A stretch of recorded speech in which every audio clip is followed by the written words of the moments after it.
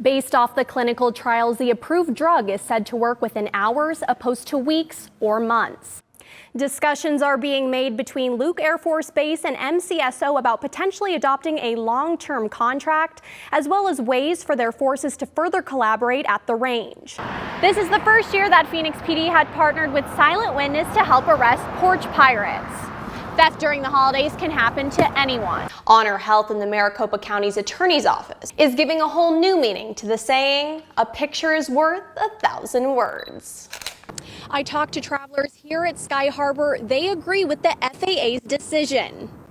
Earlier today, President Trump commended Boeing for being a leader for U.S. exports, but says they need to find a solution to its faults fast. Passenger June Martyr, who waits at the Phoenix Sky Harbor Airport for her flight, considers herself a global traveler. I travel all over the world with these two suitcases.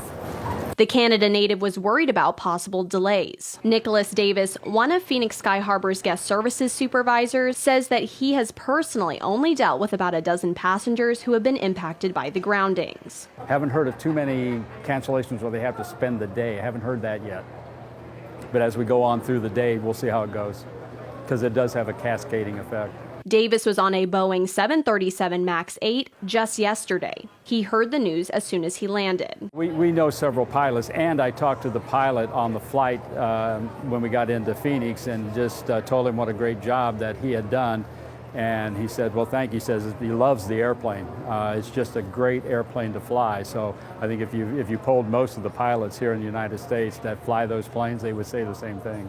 Phoenix Sky Harbor officials say they recommend travelers to check their flight status with their airline before making a trip to the airport. Like Martyr, the thought of flight cancellations can be stressful. Well, at first, of course, I wanted to see if mine was canceled, and of course I know at first they weren't going to cancel anything, so I said, well, I hope I'm not on that flight. But the latest crash has not made Martyr fearful of flying. While Phoenix Sky Harbor is not in the clear for possible delays or cancellations in the near future because of the Boeing 737 MAX 8, accommodations are made for those stuck in Phoenix.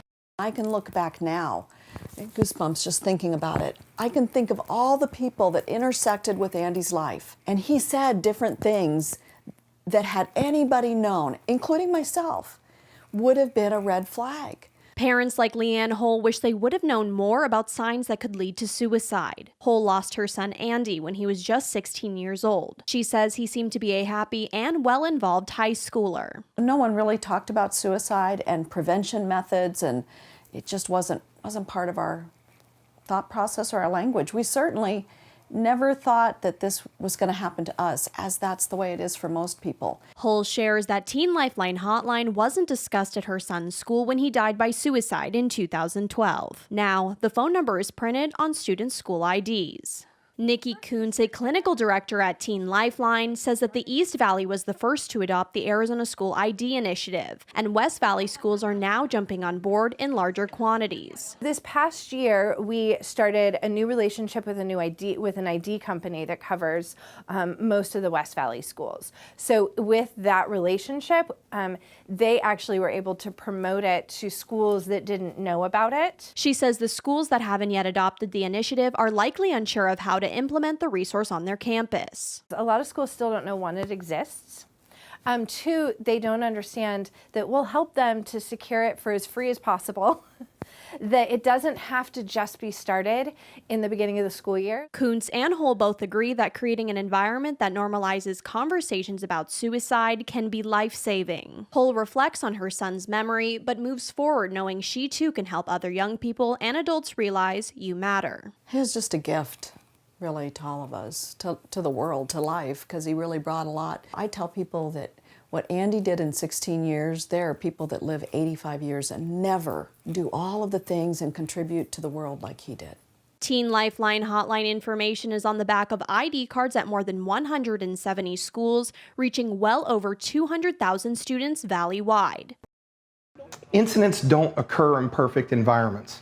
Real-world operations and real-world missions means we train in every season, in every inclement weather. Whether it's hot, whether it's cold, raining, doesn't matter. This allows them the ability to bring those real-life environmental aspects into their training.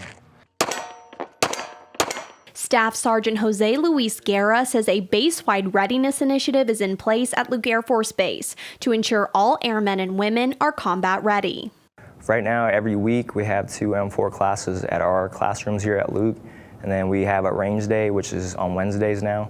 We go out there on Wednesdays and fire the M4 carbine. Previously, airmen and women solely trained at Luke's Combat Arms Training Facility, but that was before a year and a half of negotiation. As of February, the Maricopa County Sheriff's Office opened their firearms range to local military personnel to expand training opportunities. Their instructors are exposed to a lot, their people are exposed to a lot of scenarios that are not unlike what we experience even in law enforcement. The response from MCSO regarding this partnership has been promising thus far. The outlook from the Luke's perspective is that we take care of home, they're taking care of global.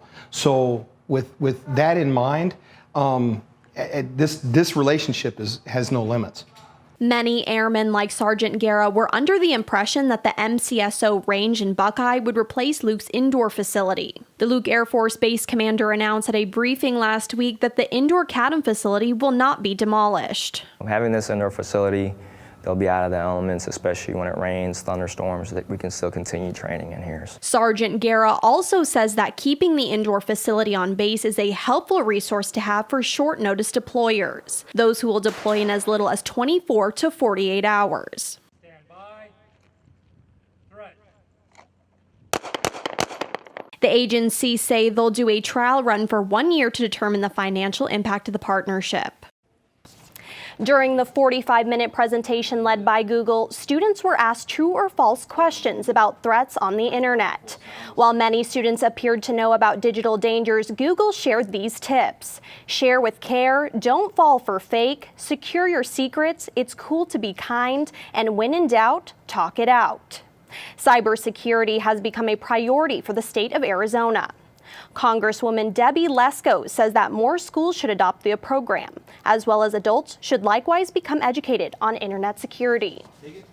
Children's identities need to be held safe. If they post pictures that they wouldn't want the whole world to see, they need to be very careful about this. They also need to make sure that they're not clicking on links that look suspicious and giving out their passwords to unscrupulous people. The students I spoke with say they need to create stronger passwords and be more aware of what they post on social media. Live in the control room, Madeleine Holler, Cronkite News.